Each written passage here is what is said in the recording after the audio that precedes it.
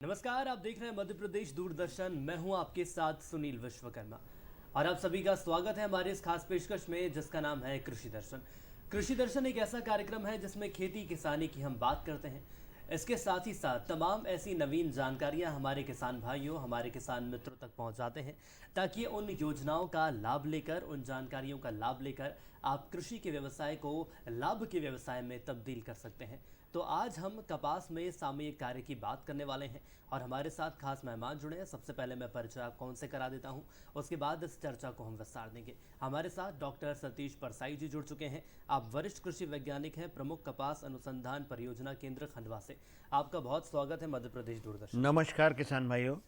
परसाई जी, सबसे पहले यदि कपास की हम बात करते हैं, सामयिक कार्य की जी आज हाँ हम जी। बात करने वाले हैं, तो यही आपसे सबसे पहले समझना चाहेंगे कि आखिर प्रमुख किस्में कपास की कौन कौन सी हैं? हाँ, जहाँ तक प्रमुख कपास की किस्मों का प्रश्न है, मैं समझता हूँ कि मध्य प्रदेश के सारे कृषक बंधु जो कपास का उत्पादन लेते हैं, वे सभी जानते हैं कि गत वर्षों में जो किस्में हैं कपास की, वो बीटी किस्में लगाई जाने लगी हैं। जी।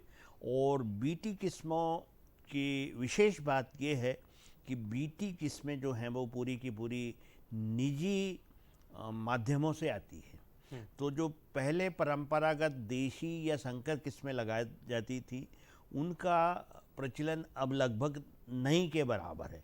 केवल कुछ बहुत ही सीमित क्षेत्र है जहां हम जैविक कपास लगाते हैं, उन्हीं क्षेत्रों में हमारी परंपरागत देशी या संकर किस्में लग रही हैं। जी। वो भी इसलिए क्योंकि वहाँ इस बीटी किस्मों का स्थान नहीं, इसलिए। तो अब चूंकि बीटी किस्में मैंने जैसा बताया कि निजी माध्यम से हैं, और निजी माध्यम से निश्चित रूप से 1000 से ज़्यादा बीटी की प्रजातियां उपलब्ध हैं। जी। और सामान्य रूप से उनमें 19 या 20 अंतर है। कोई जाति किसी क्षेत्र विशेष में बहुत अच्छा मतलब चल रही है, और कोई दूसरी जाति किसी अन्य क्षेत्र में अच्छी चल रही है। सर, बीटी की आपने यहाँ पर बात कही है, लेकिन हाँ नॉन बीटी की यदि हम बात कर लें तो क्या इसमें बेसिक यदि अंतर की बात करें तो क्या देखने को मिलता है? किसान भाई इसमें आखिर कैसे अंतर समझ सकते हैं? हाँ, बीटी और नॉन बीटी का अंतर जो मूलतः है वो ये है कि बीटी किस्में जो हैं उनमें जो इल्लियाँ लगती थी 3 प्रकार की मुख्य रूप से, उनके लिए प्रतिरोधकता है। वो 3 प्रकार की इल्लियाँ किसान भाई जानते हैं: चितकबरी इल्ली, गुलाबी इल्ली और हरी इल्ली। तो ये तीनों इल्लियाँ बीटी किस्मों में नहीं आती हैं। लेकिन यदि नॉन बीटी किस्म हम लगाते हैं परंपरागत, तो उनमें ये समस्याएं आती हैं, और इनमें ये समस्याएं 15 दिन से शुरू हो जाती हैं और फसल की समाप्ति तक चलती हैं, जी। जिससे हमारा करीब करीब 50 से 60% कपास जो है उसका उत्पादन वो नष्ट होता था गत वर्षों में। तो वो पूरा का पूरा उत्पादन जो है वो अब बीटी के आने से संरक्षित हो गया है। यानी बीटी के आने से किसानों को सबसे बड़ा फ़ायदा ये मिला है कि जहाँ 18-18 बार दवाई डलती थी, अब हमारा किसान बीटी किस्मों में केवल 3-4 बार छिड़काव कर रहा है। जहाँ एक दौर कीटनाशक का ख़त्म नहीं होता था, वहाँ दूसरे दौर की तैयारी हो जाती थी। उसकी पीठ पे जो पिट्ठू है, छिड़काव यंत्र, वो टंगा ही रहता था। तो वो स्थिति बदल गई है। अब बहुत ही सीमित छिड़काव के द्वारा वो अच्छा उत्पादन लेने लगा। सर, यदि हम जलवायु की बात कर लें या तापमान की बात कर लें तो देखा जा रहा है कि वर्तमान दौर परिवर्तन का दौर है तापमान में। और तापमान की कितनी महत्वपूर्ण भूमिका आप देखते हाँ, हैं कपास की खेती में? तापमान की महत्वपूर्ण भूमिका है निश्चित रूप से। सामान्य रूप से 30 से 40 डिग्री सेल्सियस के मध्य जो तापक्रम रहता है कपास के उत्पादन के दौरान, वो सभी क्षेत्र इसके लिए अनुकूल हैं। और 700 या 800 mm से लेकर के 1100 मिलीमीटर तक वर्षा जहाँ है, वहाँ के क्षेत्र भी ये बीटी लगाने के लिए उपयुक्त हैं। और जहाँ तक मिट्टी की बात है, मध्यम काली मिट्टी या गहरी काली मिट्टी जो है इसके लगाने के लिए उपयुक्त है। बिल्कुल सर, अगला सवाल मेरा यही था कि आखिर खेत की तैयारी कैसे की जा सकती है। हाँ, कई खेत ऐसे की- किसान भाई हैं जो जानना चाह रहे हैं कि आखिर कौन सी सही मिट्टी है, उर्वरक की मात्रा आखिर क्या होनी चाहिए। हाँ, मैंने मिट्टी सही बताई कि मध्यम काली या गहरी काली, है ना। और खेत की तैयारी का जहाँ तक प्रश्न है, जैसा कि हम अनुशंसा करते हैं किसानों की कि हर 2 वर्ष बाद एक बार गहरी जुताई करें, तो वो करना है। और उसके अलावा फिर सामान्य हल चला करके 2 या 3 बार, और फिर पाटा चला करके भूमि को अच्छी तरह भुरभुरी करके और समतल करके खेत तैयार करना है। तो ये तैयारी का मतलब तरीका है। महत्वपूर्ण भाग कह हाँ सकते हाँ, हैं। महत्वपूर्ण भाग है। इसके अलावा सर ये तो देखा ही गया है कि सिंचाई यदि हम बात करते हैं तो सिंचाई मैनेजमेंट बहुत ज़रूरी होता हाँ, है। बिल्कुल बिल्कुल। तो कपास की खेती की यदि हम बात कर लें तो सिंचाई मैनेजमेंट आखिर क्या होना चाहिए, कितना हाँ इसका अंतराल रहना चाहिए। हाँ, कपास में सब सिंचाई का जो है, विशेष रूप से तो कपास जो है मुख्य रूप से लगती है खरीफ मौसम में। जून में हम सामान्य रूप से लगाते हैं। हालांकि अब जहाँ सिंचाई के साधन ड्रिप पद्धति से उपलब्ध है, टपक सिंचाई के, वो किसान गर्मी में मई मौसम में कपास लगा देते। जी। तो मई जून में जब तक पानी नहीं आता तब तक कपास को सिंचाई देने की आवश्यकता रहती है। और सामान्य रूप से जुलाई, अगस्त और सितंबर के महीने तो जो है वर्षा के महीने रहते हैं। तो इस दौरान हमको कपास की फसल में सिंचाई की आवश्यकता नहीं रहती। लेकिन फिर भी लंबी अवधि तक पानी ना गिरे। जी। जैसे अभी कुछ दिनों पहले हुआ था कि 1 महीने का जो समय था, वो लगभग तब तक पूरे मध्य प्रदेश में वर्षा नहीं हुई। तो उस समय जरूर हमें सिंचाई करने की आवश्यकता पड़ेगी। और सितंबर के बाद जरूर हमको 15 दिन के अंतराल पर या 20 दिन के अंतराल पर पानी देने की आवश्यकता रहेगी।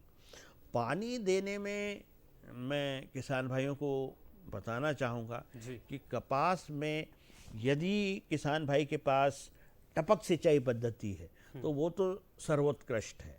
लेकिन टपक सिंचाई जहाँ नहीं है, वहाँ फव्वारा पद्धति से भी किसान सिंचाई कर सकता है। और जहाँ फव्वारा का भी संसाधन नहीं है, वहाँ किसान जो है वो एक कतार छोड़ करके एक कतार में पानी दे। ऐसा इसलिए भी करना आवश्यक है कि पानी, उसका संरक्षण होगा, बहुत हमारा महत्वपूर्ण संसाधन है, बिल्कुल उसकी बचत होगी।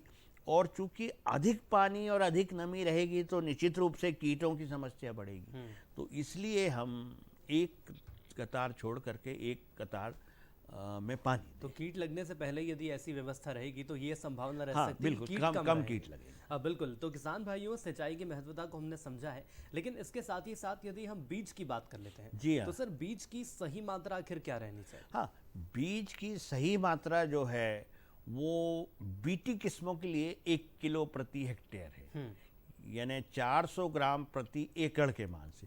जो बीज आता है बीटी कपास का पैकेट, वो 400 ग्राम का ही रहता है और वो 1 एकड़ के लिए रहता है। जी। तो 1 किलो मात्रा पर्याप्त है। लेकिन परंपरागत यदि किस्म लगा रहे हैं तो वो फिर 3 से 4 किलो प्रति हेक्टेयर लगती है। पर परंपरागत किस्में लगभग मध्य प्रदेश में, जैसा मैंने बताया, कि प्रचलन से बाहर है। जी। लेकिन सर बीज की हम बात करें तो क्या ये भी माना जा सकता है कि बीज उपचारित करने की भी कोई विधि होती है। हाँ, बिल्कुल उपचारित करने की विधि है। लेकिन बीटी कपास जब से आया है तब से किसानों को उपचार की आवश्यकता नहीं, क्योंकि बीटी जो है कंपनी के द्वारा ही उपचारित है, फफूंदनाशक से भी और कीटनाशक से भी। यानी बीटी के बीज में मृदा जनित, बीज जनित फफूंद से लड़ने की ताकत भी है। और जो रस चूसने वाले कीड़े जो कपास में 6-7 दिन से आ जाते थे, उनसे भी लगभग 2 महीने तक लड़ने की होती है। तो हाँ, बिल्कुल ये कहा जा सकता है किसान भाइयों, यदि हम बीज की बात करते हैं या सिंचाई की बात करते हैं तो तमाम महत्वता यहाँ पर डॉक्टर साहब ने दी है और लगातार हम इस विषय पर चर्चा भी करते रहेंगे। लेकिन फिलहाल एक छोटे से अंतराल का वक्त यहाँ पर हो चला है, जल्द लौटेंगे। देखते रहिए कृषि दर्शन। अरे सुन तो। मुझे क्या सुनाना चाहते हो? जो सुनाओ मेरी सौतन को। किसको? अरे वही तुम्हारा मोबाइल फोन जिससे सुबह शाम दिन रात चिपके रहते थे और कहते थे किसान कॉल सेंटर से बातें हो रही हैं। अच्छा, ये बात है। हाँ, क्यों? क्या हुआ? अब बात नहीं होती क्या? अब तो झट से बात हो जाती है। संबंधी समस्याओं का अपनी भाषा में तुरंत हल पाने के लिए पूरे भारत में किसी भी फोन से हेल्पलाइन नंबर पर संपर्क करें। किसानों का दोस्त किसान कॉल सेंटर।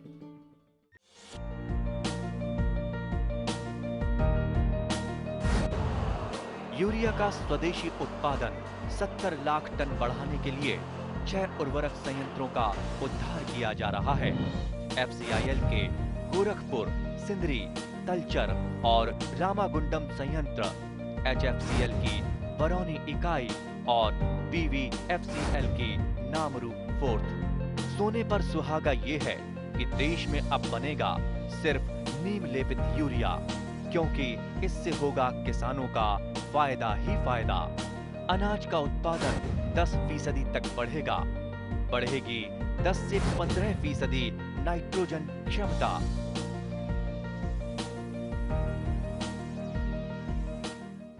तो ब्रेक के बाद एक बार फिर आप सभी का स्वागत है। लगातार चर्चा हम कर रहे हैं कि आखिर कपास की खेती में सामयिक कार्य क्या होते हैं। डॉक्टर परसाईब साहब हमारे साथ लगातार जुड़े हुए। सर, एक बार फिर आपका स्वागत है दूरदर्शन के मंच पर। हाँ जी, धन्यवाद। इसके पहले सर हमने बीज की बात कर ली, हमने सिंचाई की बात कर ली जी हाँ और जी। साथ ही नवीन जानकारियां भी आपने हमारे किसान भाइयों को दी हैं। लेकिन इसके साथ यदि हम बात करते हैं जैविक विधि की, तो जी हाँ। जैविक विधि से बीज उपचार आखिर कैसे होता है? कई हाँ। ऐसे किसान भाई हैं जो जानना चाह रहे हैं, जानकारी नहीं पहुंच पाते। हाँ, जैविक विधि से जो बीज उपचार है वो ट्राइकोडर्मा से होता है वैसे, जी। है ना। वो फफूंदों से भी बचाता है हमारे बीज को और कीटों से भी बचाता है। हालांकि जैविक विधि से बीज उपचार बीटी में तो संभव है ही नहीं, क्योंकि बीटी को हम जैविक में लगाते नहीं।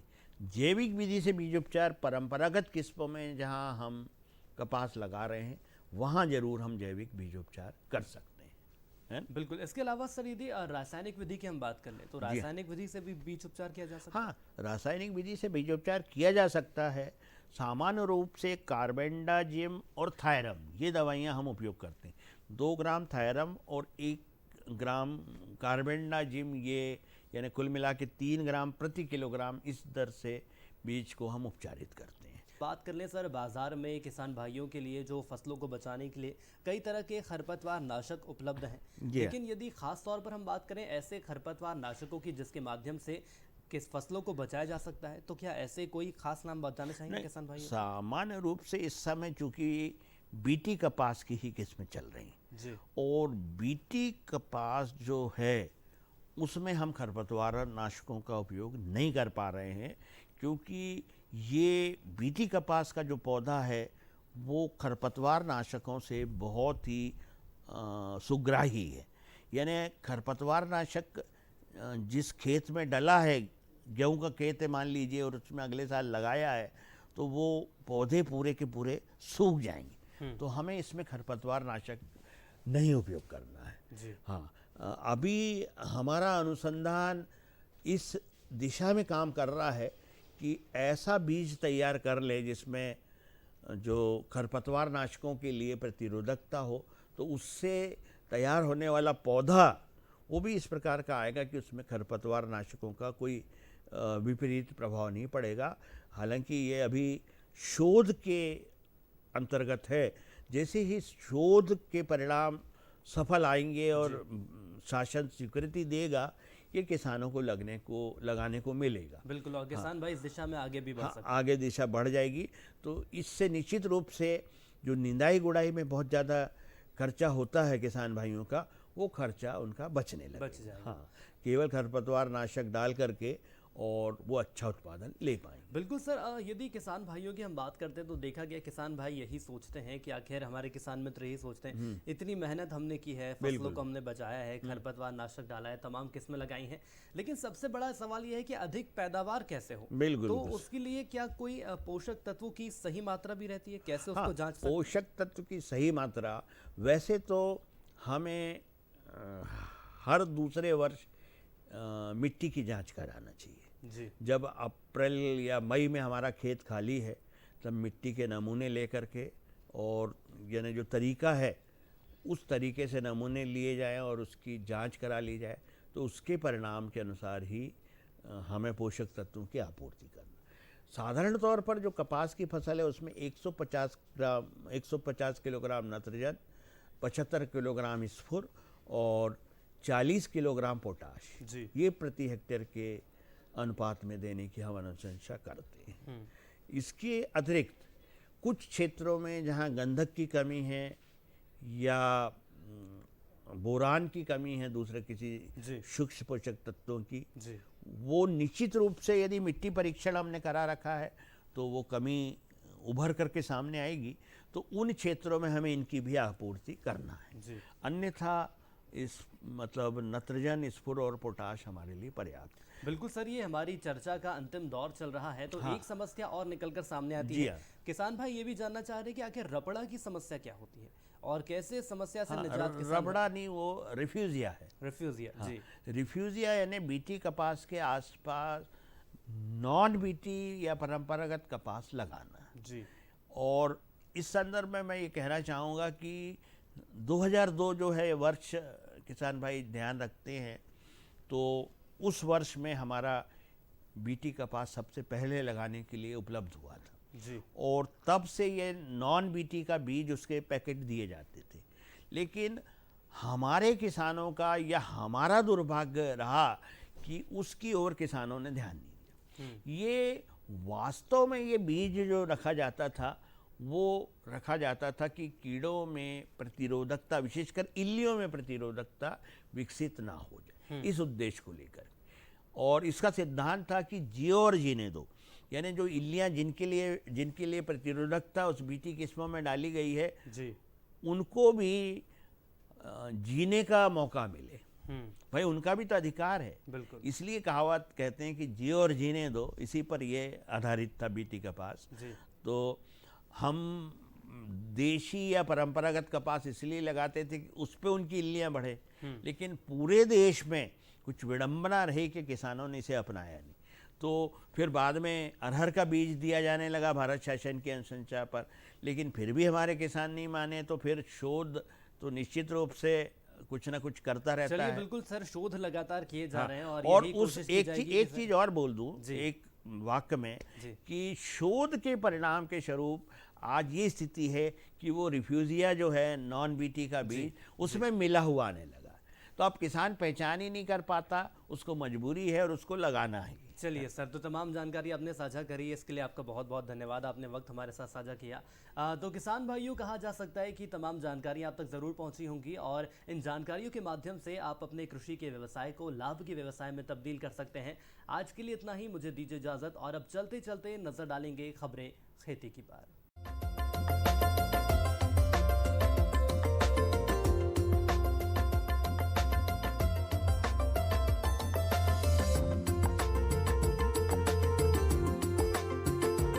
किसान भाइयों नमस्कार, स्वागत है आप सभी का खबरें खेती की में।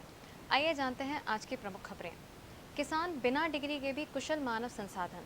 खरीफ फसलों की बुआई 96% पूरी। प्रदेश के 17 जिलों में कम बारिश। अरहर का झुलसा रोग से बचाव और धान को खैरा रोग से बचाएं। अब खबरें विस्तार से। किसान बिना डिग्री के भी कुशल मानव संसाधन। राष्ट्रीय पादप अनुवांशिक संसाधन ब्यूरो पूसा नई दिल्ली में विश्व के दूसरे सबसे बड़े नवीनीकृत अत्याधुनिक राष्ट्रीय जीन बैंक के लोकार्पण अवसर पर केंद्रीय कृषि एवं किसान कल्याण मंत्री नरेंद्र सिंह तोमर ने कहा कि कृषि क्षेत्र के समक्ष विद्यमान चुनौतियों को स्वीकार करते हुए उन पर विजय प्राप्त करने में भारत के किसान पूरी तरह सक्षम हैं। हमारे किसान बिना किसी बड़ी शैक्षणिक डिग्री के भी कुशल मानव संसाधन हैं। श्री तोमर ने कहा, हमारा गौरवशाली अतीत रहा है, उसे पढ़कर देश की प्रगति के लिए सभी को भविष्य के प्रति जिम्मेदारी के भाव के साथ आगे बढ़ते रहना चाहिए। यह नवीनीकृत अत्याधुनिक राष्ट्रीय जीन बैंक इसी दिशा में एक सशक्त हस्ताक्षर है। आज बायोफर्टिफाइड फसलों की किस्मों की आवश्यकता महसूस की जा रही है। श्री तोमर ने कहा, सरकार के किसानों व कृषि वैज्ञानिकों के साथ सफल प्रयत्नों के फलस्वरूप आज खाद्यान्न के उत्पादन व उत्पादकता निरंतर बढ़ रही है। खरीफ फसलों की बुआई 96% पूरी। चालू खरीफ सीजन में सिर्फ सोयाबीन को छोड़कर अधिकांश फसलों की बुआई निर्धारित लक्ष्य से अधिक हुई है। अभी तक प्रदेश में 96% खरीफ बुआई हो चुकी है। कृषि संचालनालय भोपाल से प्राप्त जानकारी अनुसार 144 लाख हेक्टेयर में खरीफ बुआई हुई है, जो चालू सीजन के निर्धारित लक्ष्य से मात्र 6 लाख हेक्टेयर कम है। इस वर्ष 149.29 लाख हेक्टेयर में खरीफ फसलों की बुआई प्रस्तावित है। गत वर्ष समान अवधि में 140 लाख हेक्टेयर में बुआई हुई थी। सबसे अधिक 56 लाख हेक्टेयर में सोयाबीन बोया गया है, जबकि पिछले साल समान अवधि में 59 लाख हेक्टेयर में बुआई हुई थी। प्रदेश के 17 जिलों में कम बारिश। मानसूनी बारिश का 2/3 यानी 3 महीना बीत जाने के बाद भी प्रदेश के 17 जिलों को अभी भी तेज बारिश की जरूरत है। मौसम विभाग से प्राप्त जानकारी अनुसार 1 जून से अभी तक मध्य प्रदेश में 645 मिलीमीटर वर्षा दर्ज की गई है, जबकि इस अवधि की सामान्य वर्षा 648 मिलीमीटर है।